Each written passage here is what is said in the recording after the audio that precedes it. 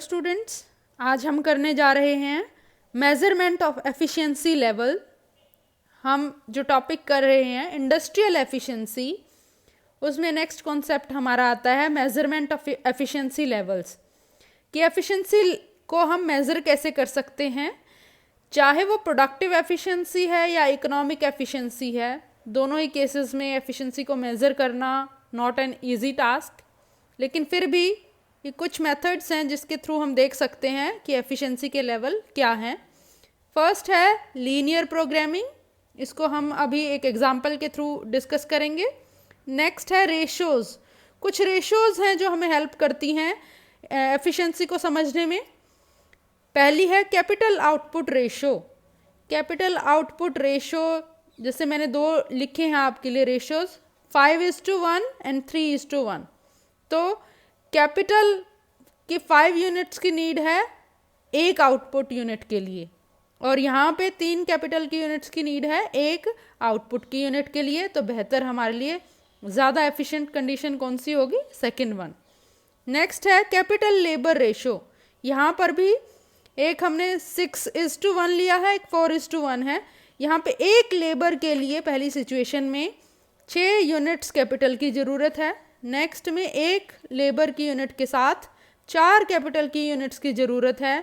तो ये यहाँ पे हम कम कैपिटल के साथ प्रोडक्शन कर सकते हैं। ये हमारी बेहतर एफिशिएंसी की कंडीशन को दिखा रहा है। नेक्स्ट है हमारा प्रोडक्टिविटी। प्रोडक्टिविटी को हम कैसे मेज़र करेंगे? Total production by total outlay, जो हमारा एक्सपेंडिचर हुआ है और जो उस एक्सपेंडिचर के साथ हमने प्रोडक्शन किया है, वो हमारा कहलाएगा प्रोडक्टिविटी। नेक्स्ट है हमारा प्रॉफिटेबिलिटी। प्रॉफिटेबिलिटी का कॉन्सेप्ट हम पहले की वीडियो में कर भी चुके हैं। Total revenue minus total cost by, अगर इसको हम एक रेशो की फॉर्म में लेते हैं, या तो उसको टोटल कैपिटल इन्वेस्टेड से डिवाइड करें या टोटल रेवेन्यू या सेल्स से डिवाइड करें, तो हम प्रॉफिटेबिलिटी निकाल सकते हैं। टोटल रेवेन्यू और टोटल कॉस्ट हमारा प्रॉफिट होता है। इसको अगर कैपिटल इन्वेस्टेड या टोटल रेवेन्यू से डिवाइड कर देते हैं तो वो हमें दिखाता है प्रॉफिटेबिलिटी। और थर्ड हमारा मेथड है लीनियर प्रोग्रामिंग रेशोज। थर्ड है इकोनोमेट्रिक मेथड्स। इकोनोमेट्रिक मेथड्स भी हम यूज़ कर सकते हैं एफिशिएंसी को मेज़र करने के लिए। अब हम एग्जाम्पल समझते हैं लीनियर प्रोग्रामिंग का। एक कंडीशन देखते हैं। ये रेवेन्यू मैक्सिमाइजेशन की कंडीशन है हमारी। R = 10Q1 + 20Q2। इससे हमारा शो हो रहा है कि एक तो हमने Q1, हमारे पास एक Q1 प्रोडक्ट है और एक Q2 प्रोडक्ट है। Q1 का प्राइस है 10 और Q2 का प्राइस है 20। अब इसके साथ कंडीशंस भी देख लेते हैं कि ये जो Q1 और Q2 का प्रोडक्शन किया जा सकता है वो किन रॉ मटेरियल या इनपुट की हेल्प से किया जा सकता है। उसके लिए हमारे पास अवेलेबल है 18 मैन आवर्स अवेलेबल हैं, 8 मशीन आवर्स अवेलेबल हैं and 14 units of raw material हमारे पास हैं। तो हम ये कंस्ट्रेंट्स को कैसे दिखाएंगे कि पहली बात तो ये 18 man hours, 8 machine hours and 14 units of raw material हमारे पास हैं। अब हम ये देखेंगे कि Q1 और Q2 दो प्रोडक्ट हमने प्रोड्यूस करने हैं, उनके लिए रिक्वायरमेंट क्या क्या है। Q1 की एक यूनिट प्रोड्यूस करने के लिए 1 मैन आवर, 1 मशीन आवर और 2 रॉ मटेरियल की यूनिट्स की नीड है। Q2 के प्रोडक्शन के लिए 3 man hour, 1 machine hour and 1 raw material की यूनिट की नीड है। अब हमारे पास टोटल इनकी सप्लाई हमें पता है और ये पता है कि Q1 और Q2 के प्रोडक्शन के लिए कितना किन इनपुट्स का की नीड है। तो उसके बेसिस पे हम कंस्ट्रेंट्स बना सकते हैं। पहला है Q1 + 3Q2। ये Q1 के लिए 1 यूनिट की नीड है मैन आवर्स में और 3 मैन आवर्स की नीड है Q2 के प्रोडक्शन के लिए। तो ये हमारा कितना होना चाहिए? <= 18 मैन आवर्स, क्योंकि ये हमारे पास टोटल अवेलेबिलिटी है।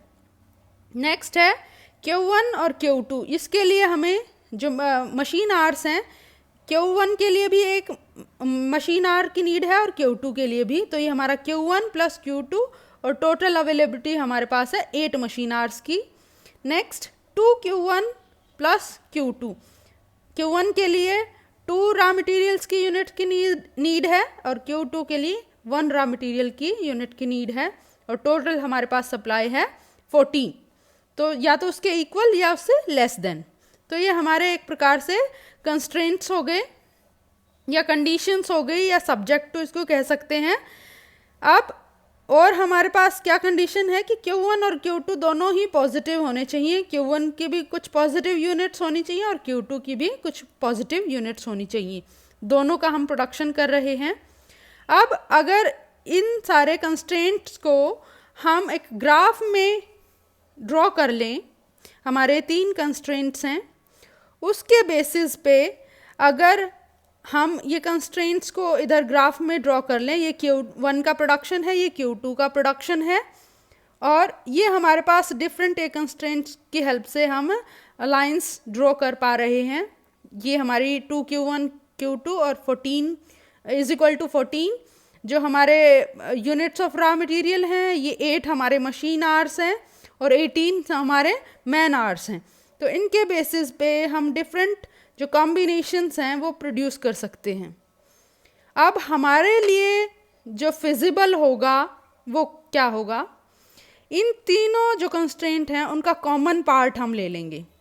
अब इसमें से O, A, B, E and D, O, B नहीं, ये पॉइंट है C, sorry, O, D, C, B, A, ये जो मैंने मार्कर से हाईलाइट कर रखा है ये हमारा कॉमन एरिया है। ये तीनों कंस्ट्रेंट्स के अकॉर्डिंग हमें ये पता चल रहा है कि ये हमारा प्रोडक्शन पॉसिबिलिटी कर्व है। ये जो कॉम्बिनेशंस होंगे प्रोडक्शन पॉसिबिलिटी कर्व पे, डिफरेंट कॉम्बिनेशन होंगे Q1 और Q2 के, ये सभी फिजिबल हैं और एफिशिएंट कॉम्बिनेशंस हैं। मैक्सिमम हम इतना प्रोड्यूस कर सकते हैं तो ये प्राप्त किए जा सकते हैं और एफिशिएंट कॉम्बिनेशन है Q1 और Q2 के। अगर इसके इनसाइड हम रहते हैं तो वो हमारा दिखाएगा इनएफिशिएंसी को। अगर इसके इनसाइड हम कोई कॉम्बिनेशन को चूज़ करते हैं तो वो इनएफिशिएंसी को रिफ्लेक्ट करेगा। तो हमारा जो सिलेक्शन होगा Q1 और Q2 दोनों को हमने प्रोड्यूस करना है और उसकी हेल्प से रेवेन्यू मैक्सिमाइज करनी है।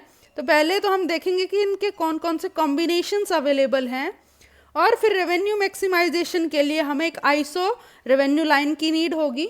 आइसो रेवेन्यू कहाँ पे टेंजेंट होगा वो, क्योंकि ये हमारे इसमें कॉर्नर्स हैं तो किसी न किसी B, C, A, D किसी कॉर्नर पे ही टेंजेंट हो सकता है। तो हमने इसमें से सिलेक्शन करना है कि इनमें से कौन सा कॉम्बिनेशन सबसे ज़्यादा रेवेन्यू प्रोवाइड कर रहा है। अब क्योंकि हमें Q1 और Q2 के प्राइसेस भी पता हैं तो उसके बेसिस पे हम देख सकते हैं कि अगर ये डिफरेंट कॉम्बिनेशंस हैं Q1 और Q2 के, वो क्या क्या रेवेन्यू प्रोवाइड कर रहे हैं। अगर हमने D कॉम्बिनेशन लिया है यहाँ पे तो हम केवल Q1 प्रोड्यूस कर रहे हैं, Q2 0 है तो हम 70 रेवेन्यू प्राप्त कर सकते हैं। C अगर ऑप्शन हम चूज़ करते हैं 6 और 2, हम 6 Q1 की यूनिट्स और 2 Q2 की यूनिट्स प्रोड्यूस कर रहे हैं तो हमारी रेवेन्यू होगी 100। थर्ड है हमारा B, अगर B पॉइंट हम लेते हैं तो 3 Q1 की यूनिट्स और 5 Q2 की यूनिट्स, इसकी हेल्प से हम रेवेन्यू अर्न कर सकते हैं 130। और लास्ट है हमारा A, जब हम केवल Q2 प्रोड्यूस कर रहे हैं तो हम कितनी रेवेन्यू प्राप्त कर सकते हैं 120। तो पहली तो एक हमारी कंडीशन क्या है कि दोनों ही Q1 और Q2 की जो वैल्यू है वो पॉजिटिव होनी चाहिए, जो यूनिट्स हैं वो पॉजिटिव होनी चाहिए। फिर इन दोनों में से हमें पता है कि सबसे ज़्यादा रेवेन्यू हमें 130 जो टोटल रेवेन्यू है ये सबसे ज़्यादा है, तो हम B पॉइंट को चूज़ करेंगे जो एफिशिएंट प्रोडक्शन को भी दिखा रहा है, फिजिबल भी है और इसकी हेल्प से हम रेवेन्यू भी मैक्सिमाइज कर सकते हैं। तो ये बेहतर एफिशिएंसी का पॉइंट है।